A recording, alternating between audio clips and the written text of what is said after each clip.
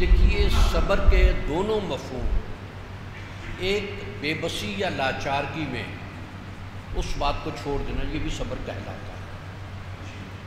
اور اختیار ہونے کے باوجود معاف کر دینا، یہ بھی صبر کہلاتا ہے۔ کربلا میں مجبوری کی حالت میں صبر نہیں ہے، اختیار کے ساتھ صبر ہے۔ نماز کنسنٹریشن چاہتی ہے کہ کنسنٹریٹ کیا جائے اس پر، صبر وہ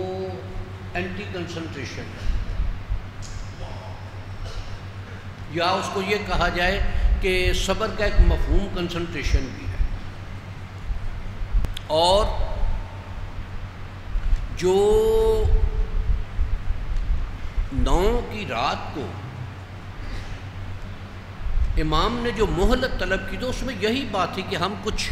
اپنے اللہ کی بارگاہ میں مناجات پیش کر لیں، کچھ قرآن مجید کی تلاوتیں کر لیں، کچھ سجدے کر لیں، یہی ہے نا اس میں۔ تو یہ جو شے ہے کہ اس کی بارگاہ میں سجدے، استعینوا بالصبر والصلاۃ، صبر اور نماز کے ساتھ،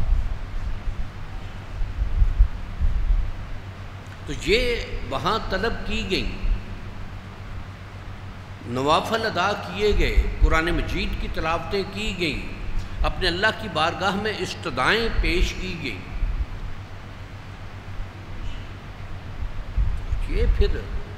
کہ انا للہ و انا الیہ راجعون، یہ بھی ارشاد فرما دیا